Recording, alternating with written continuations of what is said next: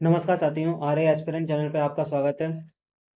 तो हम लोग घटना चक्र पूर्वावलोकन को कवर कर रहे हैं। उसी क्रम में आज की ये 5वीं क्लास है। भारतीय संविधान पढ़ रहे हैं। ओके, इससे पहले 4 क्लासेस हो चुकी हैं भारतीय संविधान की, जिसकी प्लेलिस्ट बनी हुई है। वहाँ जाकर आप इसको उन क्लासेस को देख सकते हैं। ओके, चलिए क्लास स्टार्ट करते हैं। क्लास स्टार्ट करने से पहले अगर आप मेरे चैनल पर नए हैं तो प्लीज़ चैनल को सब्सक्राइब करें और वीडियो को लाइक करें और अपने दोस्तों के साथ शेयर जरूर करें। ओके, तो बात करते हैं राज्य के नीति निर्देशक तत्व यानी डीपीएसपी की बात करते हैं। जैसे कि आपको पता होगा ये पार्ट 4 में है, आर्टिकल नंबर 36 टू लेके 51। तो ये आर्टिकल याद रखिएगा, पार्ट 4 याद रखिएगा। आर्टिकल है 36 से लेकर 51 तक। ये आयरलैंड के संविधान से लिए गए हैं। ओके, अब इनका उद्देश्य क्या है, इससे एक प्रश्न पूछा गया था। तो इनका उद्देश्य है सामाजिक आर्थिक लोकतंत्र की स्थापना करना। ओके, कल्याणकारी राज्य है उसकी स्थापना में सहायता करना। कल्याणकारी राज्य होगा ये, ठीक है। तो कल्याणकारी राज्य की स्थापना में सहायता करना। डीपीएसपी के बारे में ये कथन में पूछा जाता है कि ये प्रवर्तनीय नहीं है। ओके, जबकि मूल अधिकार प्रवर्तनीय है, ठीक है। कल्याणकारी राज्य जो विचार है वो आपको प्रस्तावना में मिलेगा और डीपीएसपी में मिलेगा। ये भी एक प्रश्न पूछा गया था कि कल्याणकारी राज्य का जो विचार है, जो अवधारणा है, तो भारतीय संविधान में कहाँ देखने को मिलती है? तो प्रस्तावना में और डीपीएसपी में, ठीक है। इसके कुछ आर्टिकल्स भी इंपॉर्टेंट है, जैसे कि 39 का घ काफी पूछा जाता है, समान कार्य के लिए समान वेतन। आर्टिकल 40 ग्राम पंचायतों का गठन, ये मैथ्स दी कॉलम में पूछे जाते हैं। 44 यूसीसी यानी यूनिफॉर्म सिविल कोड, ठीक है। आर्टिकल 48 कृषि और पशुपालन का संगठन। आर्टिकल 50 न्यायपालिका का कार्यपालिका से पृथक्करण, काफी पूछा जाता है। आर्टिकल 51 अंतर्राष्ट्रीय शांति का विकास, ठीक है।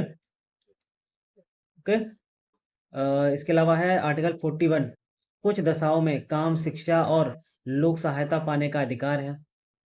39 का ए समान न्याय एवं निःशुल्क विधिक सहायता। आर्टिकल नंबर 43 उचित मजदूरी और कुटीर उद्योगों के संवर्धन का प्रयास करना। 43 का ए उद्योगों के प्रबंधन में कर्मगारों यानी कि जो कर्मचारी हैं उनकी भागीदारी सुनिश्चित करना। ये इंपॉर्टेंट है तीनों 43 में, 43 का ए एंड 43 का बी सहकारी समितियों का संवर्धन यानी सहकारी समितियों का विकास करना। तो ये सभी 43 के अंतर्गत आते हैं। इसी प्रकार है एक 48 का पर्यावरण संरक्षण और संवर्धन, इसके अलावा वन और वन्यजीवों की रक्षा करना, ये है आपका, ठीक है। नेक्स्ट है दलित शब्द की अगर बात करें तो दलित शब्द का उल्लेख आपके संविधान में नहीं है। तो दलित शब्द का उल्लेख संविधान में नहीं किया गया है, ठीक है। एक आर्टिकल है 47, ये मद्य निषेध से संबंधित है, यानी शराब के सेवन को न करने से या रोकने से ये संबंधित है। 48 गौ संरक्षण से संबंधित है। ओके, नेक्स्ट वैसे 48 में आपका कृषि और पशुपालन संगठन भी है, इसके अलावा गौ संरक्षण भी है, यानी दुधारू जो पशु हैं उनका वध करने से रोका गया है इस आर्टिकल में 48 में।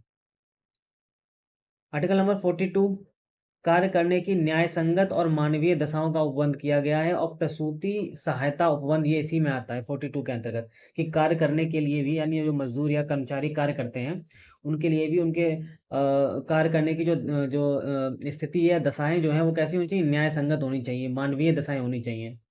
ओके, नेक्स्ट है 49 राष्ट्रीय महत्व के स्मारक स्थानों और वस्तुओं का संरक्षण, ठीक है। तो ये कुछ आर्टिकल हैं इसके डीपीएसपी के। इसके अलावा कुछ आर्टिकल जैसे कि 49 में संविधान संशोधन के द्वारा जोड़े गए थे 1976 में, यानी मूल संविधान में ये नहीं थे।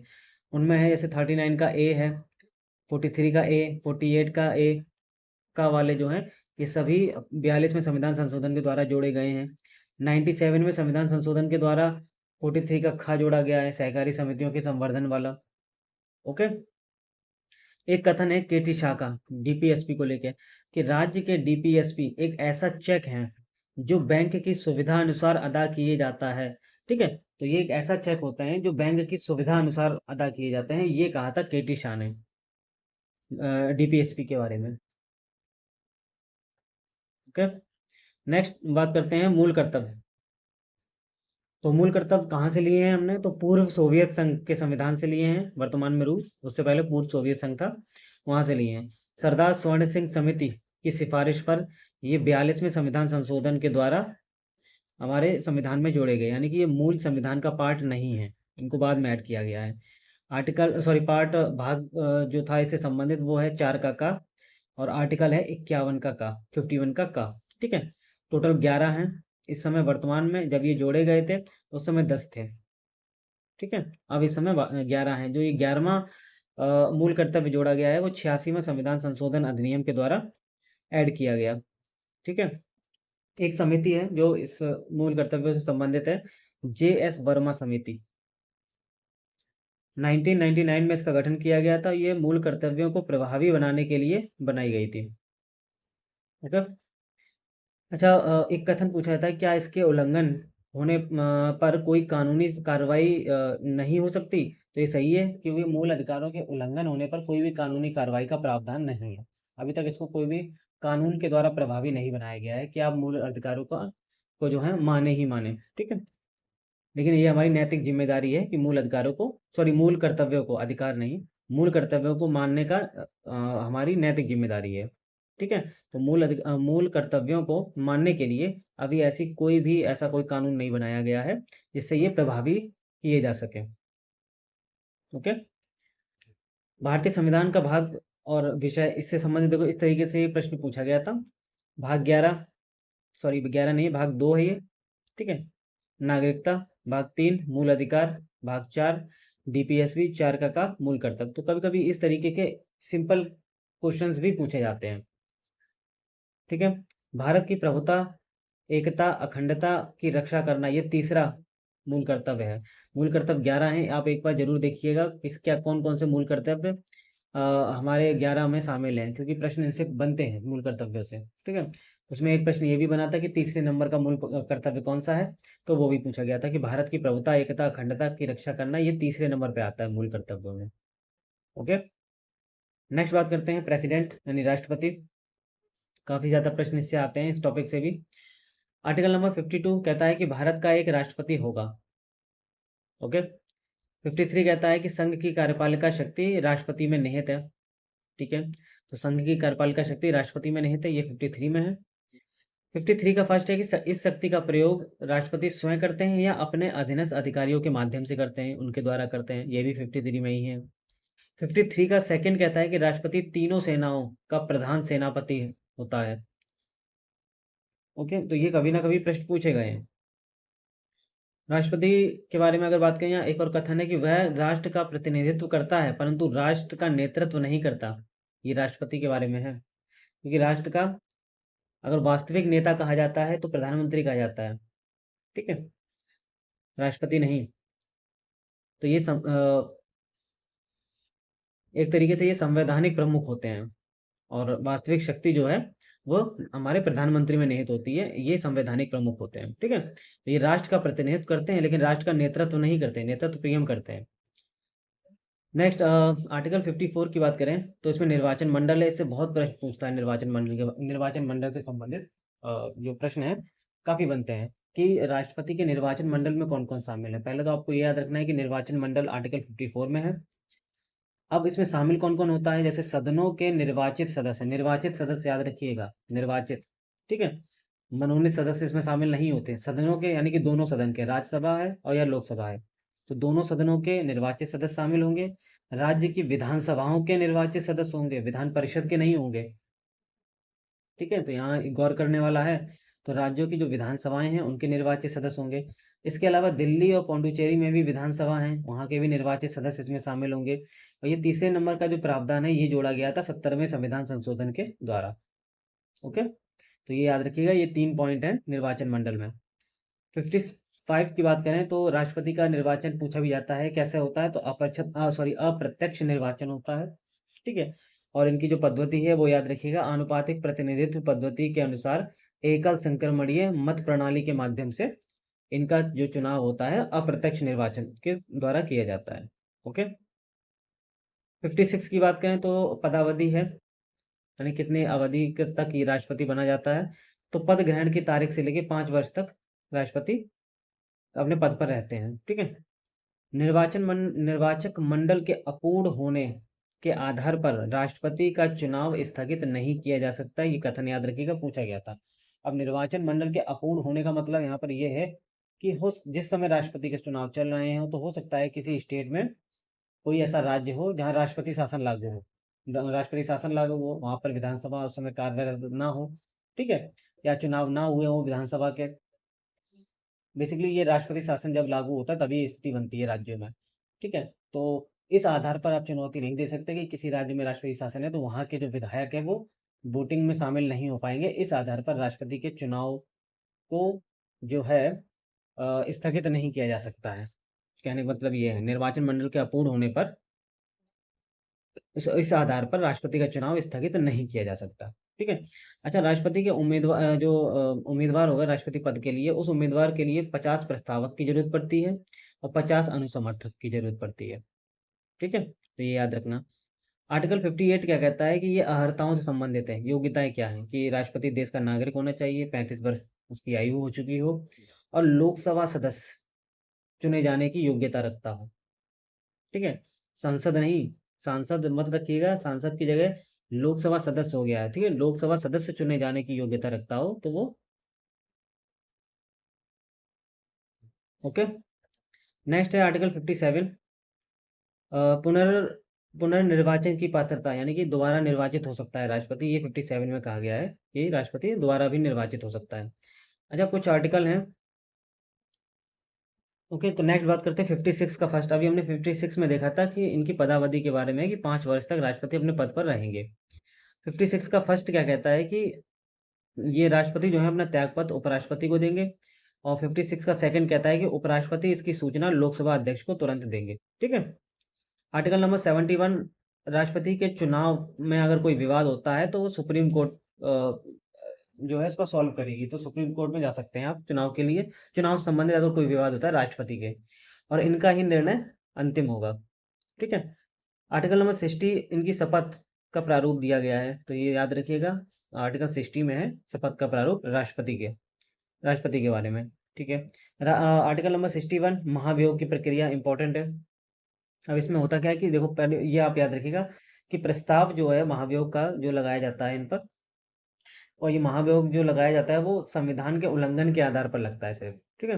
तो जो ये प्रस्ताव लाया जाता है वो किसी भी सदन में ला सकते हैं, ये कोई जरूरी नहीं है कि सिर्फ लोकसभा में ही लाया जाए या राज्यसभा में ही लाया जाए। यही इंपॉर्टेंट भी है यहाँ पर, यही टेक्निकल पॉइंट भी है इसका कि इसमें क्वेश्चन यहीं से बनता है कि राष्ट्रपति से संबंधित जो महाभियोग का प्रस्ताव है वो लोकसभा में लाया जाता है, तो ये कथन गलत है या सही है? तो ऑब्वियसली गलत है, क्योंकि किसी भी सदन में लाया जा सकता है, ठीक है।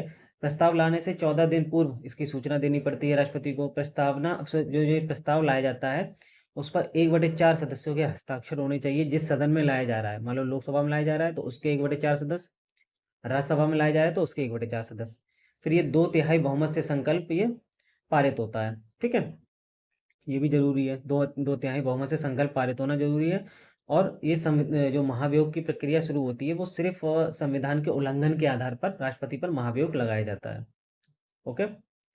आर्टिकल नंबर 65 की बात करें तो राष्ट्रपति का पद रिक्त होता है उस समय उपराष्ट्रपति उस पद को संभालेगा। तो ये व्यवस्था की गई है कि उपराष्ट्रपति, जब राष्ट्रपति का पद रिक्त हो जाए किसी भी कारणवश, तो उपराष्ट्रपति राष्ट्रपति के तौर पर कार्य करेगा। तो ये आर्टिकल नंबर 65 में दिया गया है। 85 के 2 की बात करें तो राष्ट्रपति लोकसभा भंग कर सकता है, ठीक है, मंत्रिपरिषद की सलाह पर जो है लोकसभा को भंग करता है।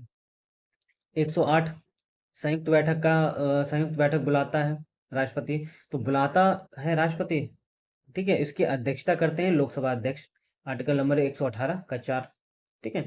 आर्टिकल नंबर 111 ये क्या है कि राष्ट्रपति की शक्तियां हैं किसी विधेयक को लेकर कि वो उसको स्वीकृति दे विधेयक को या स्वीकृति ना दे या अपने पास रख ले, ठीक है। तो विधेयक पर राष्ट्रपति की स्वीकृति, अस्वीकृति और पुनर्विचार हेतु वापस करना, ये सभी 111 में दिया गया है, ओके ओके। नेक्स्ट पॉइंट है स्वविवेक शक्तियां। राष्ट्रपति की कुछ स्वविवेक शक्तियां हैं, जैसे विधेयक को आपत्तियों सहित वापस भेजना, ये एक स्वविवेक की शक्ति है। विधेयक को रोक कर रखना, ये स्वविवेक की शक्ति है उसकी। और संसद को संदेश भेजना, ठीक है। तो ये 3 पॉइंट याद रखिएगा, राष्ट्रपति के स्वविवेक पर आधारित है ये।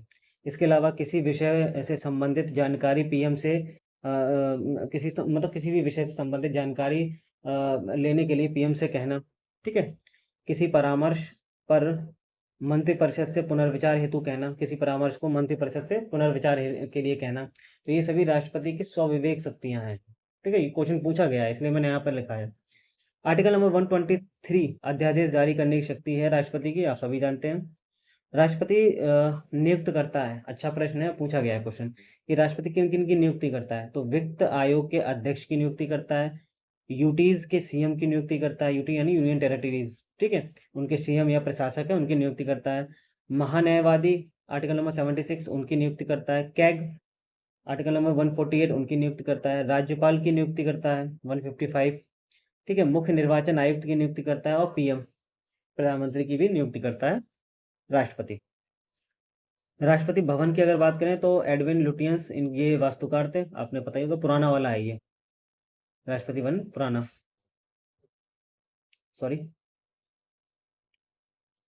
सॉरी एक ही तो राष्ट्रीय भवन है अभी, राष्ट्रपति भवन है अभी, तो ये एडवर्ड लुटियंस का है, मुझे संसद याद आ गई थी।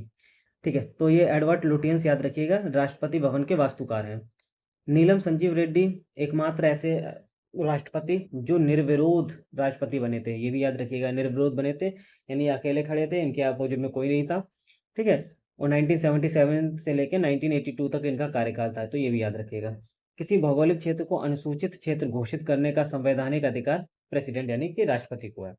ओके, नेक्स्ट कुछ प्रेसिडेंट के बारे में याद रखिएगा क्योंकि एक प्रश्न पूछे जाते हैं, स्टार्टिंग वाले ज्यादा पूछे जाते हैं। राजेंद्र प्रसाद 1950 से 60 तक रहे थे, सॉरी ये 60 नहीं 62 होगा, ठीक है।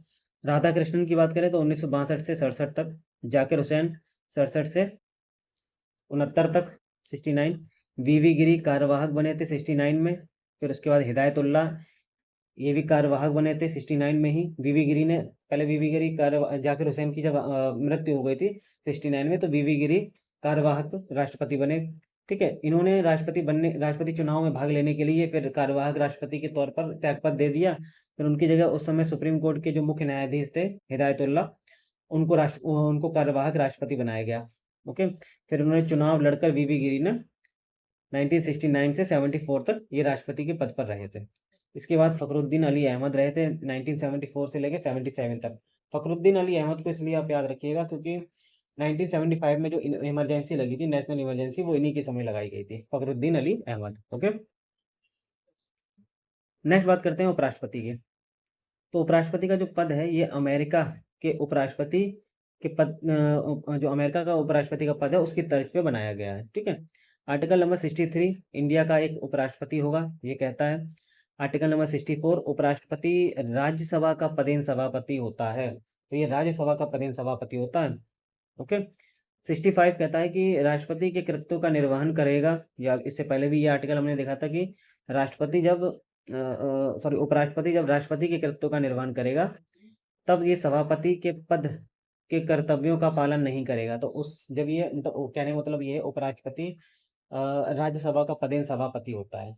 ओके, लेकिन कोई ऐसी कंडीशन आ जाए जिस समय भारत में उपराष्ट्रपति का पद खाली है, ठीक है, तब राष्ट्रपति का पद खाली है, तब उपराष्ट्रपति राष्ट्रपति के तौर पर काम करता है।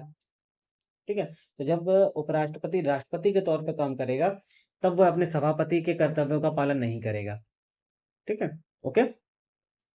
आर्टिकल नंबर 66 का फर्स्ट है निर्वाचन मंडल। अब इनके निर्वाचन मंडल में कौन कौन शामिल है, जैसे कि अभी हमने देखा था राष्ट्रपति का निर्वाचन मंडल की जो दोनों सदन हैं उनके निर्वाचित सदस्य थे, निर्वाचित थे, मनोनीत नहीं थे इसमें। इसके अलावा राज्य की विधानसभाओं के निर्वाचित सदस्य थे, दिल्ली पुडुचेरी की जो विधानसभा है उसके निर्वाचित सदस्य थे। इनमें क्या होता है कि उपराष्ट्रपति में दोनों सदन यानी कि राज्यसभा और लोकसभा उसके सभी सदस्य चाहे वो निर्वाचित हो मनोनीत हो, ये दोनों ही जो है भाग लेते हैं। ठीक है, तो ये अंतर है दोनों में, याद रखिएगा, और राज्यों का इनमें कोई लेना देना नहीं है।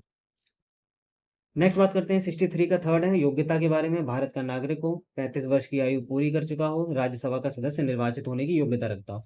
देखिए यहाँ भारत का नागरिक होने का मतलब ये है कि कभी कभी जो प्रश्न पूछा जाता है उसमें लिखा होता है कि राष्ट्रपति बनने के लिए भारत के जन्म से नागरिक होना जरूरी है, तो जन्म से नागरिक होना जरूरी नहीं है, भारत का नागरिक होना जरूरी है। ओके, चाहे वो पीएम का पद हो, चाहे वो राष्ट्रपति उपराष्ट्रपति का पद हो। 67 की बात करते हैं, कार्यकाल 5 वर्ष का होता है पद ग्रहण से। ठीक है, 67 का उपराष्ट्रपति राष्ट्रपति को अपना त्याग पत्र देगा। 67 का ख सेकंड नंबर है, पद से हटाना। इनको कैसे पद से हटाया जाता है, जैसे कि अगर राष्ट्रपति की बात करें तो उनके लिए तो आर्टिकल नंबर 61 है, महाभियोग की प्रक्रिया है। इनके लिए ऐसा कुछ नहीं है, इनको पद से हटाने के लिए एक संकल्प लाना पड़ेगा, यानी एक प्रस्ताव लाना पड़ेगा राज्यसभा में, और समस्त सदस्यों के बहुमत से ये पारित होगा। लोकसभा की सहमति होनी चाहिए, ठीक है। तो ये बहुमत से पारित होता है। 14 दिन की पूर्व की सूचना भी इसमें जरूरी होती है, ठीक है। नेक्स्ट है 69। 69 में जो है शपथ का प्रारूप दे रखा है, जैसे कि प्रेसिडेंट के लिए 60 में है, ये याद रखिएगा, प्रेसिडेंट के लिए 60 में शपथ का प्रारूप है। और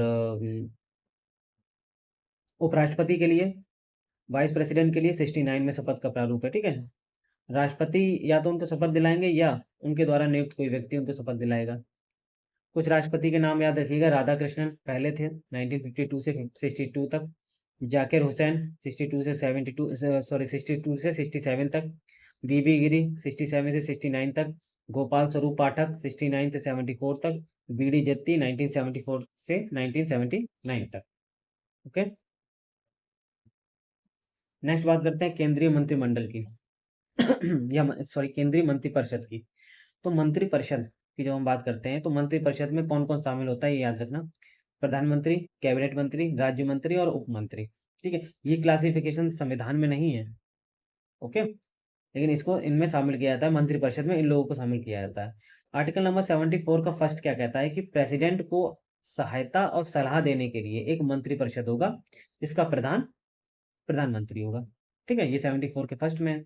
75 के फर्स्ट में इनकी नियुक्ति के बारे में है कि पीएम की नियुक्ति प्रेसिडेंट करेगा, अन्य मंत्रियों की नियुक्ति प्रेसिडेंट करेगा, पीएम की सलाह पर करेगा, ठीक है। 75 का फर्स्ट का ये याद रखिएगा, मंत्रिपरिषद की कुल संख्या को निर्धारित करता है कि लोकसभा सदस्यों की जो संख्या है उसका 15% से अधिक नहीं होनी चाहिए मंत्रियों की संख्या। और ये जो जोड़ा गया था 91वें संविधान संशोधन 51वां संविधान संशोधन अधिनियम 2003 के माध्यम से ये आर्टिकल जोड़ा गया था, ठीक है। आर्टिकल नंबर 75 का सेकंड, मंत्री राष्ट्रपति के प्रसाद पर्यंत अपना पद धारण करता है। बहुत इंपॉर्टेंट है, ये पूछे बहुत जाते हैं। तो मंत्री जो होता है राष्ट्रपति के प्रसाद पर्यंत अपना पद धारण करता है, ये 75 के सेकंड में है। 75 का थर्ड क्या कहता है कि मंत्री परिषद लोकसभा के प्रति सामूहिक रूप से उत्तरदायी होती है, तो ये भी बहुत इंपॉर्टेंट है। 75 का 5 है क्योंकि कोई भी मंत्री 6 माह की अवधि तक संसद सदस्य नहीं रहेगा तो वह मंत्री नहीं रहेगा। अगर मतलब कहने का मतलब ये है कि कोई भी मंत्री किसी को भी बनाया जा सकता है, चाहे वो राज्यसभा का सदस्य हो या मतलब संसद का सदस्य हो भी या ना भी। मंत्री ऐसा कोई जरूरी नहीं सिर्फ लोकसभा का ही सदस्य बनाया जाता हो, राज्यसभा के सदस्य भी बनाया जाता है, या आप किसी के भी सदस्य नहीं है फिर भी मंत्री बन सकते हैं, लेकिन सिर्फ 6 महीने तक। 6 महीने के अंदर अंदर आपको किसी भी सदन की सदस्यता लेना जरूरी है, ठीक है। आपको सदस्यता लेनी पड़ेगी, चाहे राज्यसभा की सदस्यता लें चाहे लोकसभा की सदस्यता लें, ठीक है। तो ये आपको सदस्यता लेनी पड़ेगी, यही इसमें दिया गया 75 के 5 में कि 6 महीने के अंदर अंदर कोई भी मंत्री अगर कोई मंत्री पद पे बना है और मान लो वो कोई संसद किसी भी सदन का सदस्य नहीं है तो 6 महीने के अंदर अंदर उसको संसद के किसी भी सदन का सदस्य होना अनिवार्य है, ठीक है। अगर वो नहीं होता है तो 6 महीने बाद वो मंत्री नहीं रहेगा, ठीक है। एक शब्द यूज होता है मंत्रिमंडल, मंत्रिमंडल को ही कैबिनेट कहते हैं, ठीक है। तो मंत्रिमंडल को क्या कहते हैं, कैबिनेट कहते हैं। एक मिनट, यहाँ हमने देखा था कैबिनेट मंत्री, तो ये प्रमुख होते हैं मंत्री। एक मिनट, हाँ, मंत्रिमंडल को कैबिनेट मंत्री कहा जाता है, इसको ही कैबिनेट मंत्री कहते हैं। मंत्रिमंडल का उल्लेख संविधान में सिर्फ एक जगह किया गया, एक बार नहीं किया तो 2 बार किया गया, लेकिन एक ही जगह पर 2 बार किया गया। आर्टिकल नंबर 352 में 2 बार, 352 के 3 में 2 बार मंत्रिमंडल का शब्द का प्रयोग किया गया है, और ये 44वें संविधान संशोधन के द्वारा जोड़ा गया था मंत्रिमंडल शब्द, इससे पहले नहीं था, ठीक है। तो ये याद रखिएगा, इंपॉर्टेंट है। और मंत्रिमंडल का मतलब होता है कैबिनेट मंत्रियों से, ओके। मंत्रालय या विभाग की अगर बात करें तो ये प्रेसिडेंट द्वारा पीएम की सलाह पर सृजित किए जाते हैं, तो पीएम की सलाह पर सृजित होते हैं और इनको सृजित करता है प्रेसिडेंट। ये भी याद रखना कि मंत्रालयों का गठन कौन करता है, प्रेसिडेंट करते हैं पीएम की सलाह पर। भारत सरकार कार्य आवंटन नियम 1961 के तहत ये एक्ट नियम बनाए गए थे, भारत सरकार कार्य आवंटन नियम 1961, इसके तहत प्रेसिडेंट द्वारा मंत्रालय या विभाग इनका सृजन किया जाता है, पीएम की सलाह पर किया जाता है, ओके। नेक्स्ट आर्टिकल है 77 का फर्स्ट। अच्छा, ये भारत सरकार का जितना भी काम होता है इंटरनेशनल लेवल पर या नेशनल लेवल पर, भारत सरकार जो काम करती है तो वो कार्यवाही जो है वो राष्ट्रपति के नाम पर होती है। ठीक है, ये इंपॉर्टेंट है कि जितने मतलब पीएम जितने भी भारत दौरा करने जाते हैं वो सभी काम जो होते हैं वो सभी राष्ट्रपति के नाम पर होते हैं, पीएम के नाम पर नहीं होते। ठीक है। 77 का 3, प्रेसिडेंट नियम बनाते हैं। बिल्कुल, प्रेसिडेंट जो है इसके तहत नियम बनाते हैं कि जो सरकार है वो अधिक सुविधा पूर्वक तरीके से, सरल तरीके से काम कर सके। सरल ऐसे नियम बनाए जाते हैं कि सरकार को कोई असुविधा ना हो काम करने के लिए। और मंत्रियों के कार्य आवंटन के लिए भी नियम बनाने का कार्य किनका है? प्रेसिडेंट का है। ठीक है, तो ये 77 के 3 में कहा गया है। पीएम जो है प्राइम मिनिस्टर राज्यसभा के सदस्य हैं। एक मिनट, ये क्या था? हाँ, ओके। मान लीजिए अगर कोई पीएम राज्यसभा का सदस्य है, जैसे मनमोहन सिंह राज्यसभा के सदस्य थे। ठीक है, तो अगर उनके खिलाफ अविश्वास प्रस्ताव लाया जाता है, और अविश्वास प्रस्ताव हमेशा लोकसभा में आता है। कहाँ पे आता है? लोकसभा में। ठीक है, अविश्वास प्रस्ताव राज्यसभा में नहीं लाया जाता, लोकसभा में लाया जाता है। तो अगर अविश्वास प्रस्ताव जो है लोकसभा में लाया जाता है तो उस पर वो वोट नहीं कर पाएंगे, वोट नहीं दे सकते। पीएम क्यों नहीं दे सकते? अगर कोई पीएम, यदि, यहाँ पे लिखिए, यदि वो राज्यसभा के सदस्य हैं तो। ठीक है, लोकसभा के हैं तो वोटिंग करेंगे ही, लेकिन राज्यसभा के सदस्य हैं तो अविश्वास प्रस्ताव पर वोटिंग नहीं कर सकते। कार्यपालिका विधायिका के अधीन रहकर कार्य करती है। ठीक है, विधायिका से ही जो क्या नाम सदस्य हैं, संसद के सदस्य, वो कार्यपालिका में जाते हैं। ठीक है, तो कार्यपालिका विधायिका के अधीन रहकर कार्य करती है। नियम 198 याद रखिएगा, अविश्वास प्रस्ताव से संबंधित है। तो मंत्रिपरिषद के विरुद्ध लाया जाता है। बिल्कुल, अविश्वास प्रस्ताव लाने के लिए 50 सदस्यों का समर्थन आवश्यक है, लोकसभा में लाया जाता है ये। अगर अविश्वास प्रस्ताव आप सरकार के खिलाफ लाना चाहते हैं, मंत्रिपरिषद के खिलाफ लाना चाहते हैं, तो 50 सदस्यों का समर्थन होना जरूरी है। और ये नियम भी याद रखिएगा, 198 है। ओके। आर्टिकल नंबर 118 यानी 118 का फर्स्ट है कि प्रत्येक सदन, चाहे वो राज्यसभा हो चाहे लोकसभा हो, अपनी प्रक्रिया और कार्य संचालन के लिए नियम बना सकेगा। ठीक है, तो नियम बनाने का अधिकार होता है इनको। षणमुखम चेट्टी की बात करते हैं, ये पहले वित्त मंत्री थे स्वतंत्र भारत के। ठीक है। एच.सी. भाभा, भाभा के बारे में आप याद रखिएगा, पहले जो अंतरिम सरकार बनी थी आज़ादी से पहले 1946 में, उसमें ये खान एवं विद्युत कार्य मंत्री थे। जब पहला मंत्रिमंडल बना 1947 में, तब ये वाणिज्य मंत्री बनाए गए। ठीक है। नेक्स्ट है लाल बहादुर शास्त्री, 11 जनवरी 1966 को इनका निधन हुआ था। ये सेकंड नंबर के पीएम थे। इनकी मृत्यु ताशकंद में हुई है। ताशकंद की याद रखिएगा, ये उज्बेकिस्तान की कैपिटल है। नेक्स्ट है देवगौड़ा, गुजराल और मनमोहन सिंह, ये पीएम बने थे। ये सभी तीनों राज्यसभा के सदस्य थे, ये लोकसभा के सदस्य नहीं थे। ठीक है। मनमोहन सिंह के बारे में पूछा जाता है, ये पूर्व वित्त मंत्री भी रह चुके हैं, आरबीआई के पूर्व गवर्नर भी रह चुके हैं, उपाध्यक्ष भी रह चुके हैं योजना आयोग के, और आईएमएफ में भारत के पूर्व प्रतिनिधि भी रह चुके हैं। ठीक है। कैबिनेट केंद्रीय कैबिनेट सचिवालय की बात करते हैं, काफी पूछा जाता है। केंद्रीय कैबिनेट सचिवालय पीएम के अधीन होता है, और इसका प्रमुख जो है कैबिनेट सचिव है। ठीक है, और ये यही कैबिनेट सचिव सिविल सर्विसेज बोर्ड का पदेन अध्यक्ष भी होता है। ठीक है। कैबिनेट समितियों की बात करते हैं, तो ये इनका उल्लेख संविधान में नहीं है, ये याद रखना। कैबिनेट समितियां का उल्लेख संविधान में नहीं है, पीएम द्वारा इनका गठन किया जाता है। महत्वपूर्ण विषय जो को लेकर ये कैबिनेट समितियां बनाई जाती हैं। ठीक है। ओके। सीएसआईआर और राष्ट्रीय सुरक्षा समिति, इन दोनों के ही अध्यक्ष पीएम होते हैं। सीएसआईआर का मतलब है council of scientific and industrial research. कुछ समाधि स्थल हैं, ये क्वेश्चन पूछा गया था तो इसलिए यहाँ पे है। वीर भूमि, राजीव गांधी की समाधि स्थल कहा जाता है। कर्म भूमि, शंकर दयाल शर्मा। नेहरू की जो है वो है शांतिवन, और लाल बहादुर शास्त्री की है विजय घाट। ठीक है। इंदिरा गांधी की है शक्ति स्थल। ओके। तो आज के सेशन में बस इतना ही। वीडियो आपको कैसी लगी कमेंट करके जरूर बताएं। इसकी अगर आपको पीडीएफ चाहिए तो आप मेरा टेलीग्राम चैनल ज्वाइन कर लीजिए, वहाँ पर आपको पीडीएफ इसकी मिल जाएगी। तो मिलते हैं नेक्स्ट क्लास में, इसी को कंटिन्यू करेंगे। और वीडियो अगर आपको अच्छा लगा हो तो वीडियो को लाइक जरूर करें, चैनल को सब्सक्राइब करें, अपने दोस्तों के साथ शेयर करें। पूरा वीडियो सुनने के लिए धन्यवाद।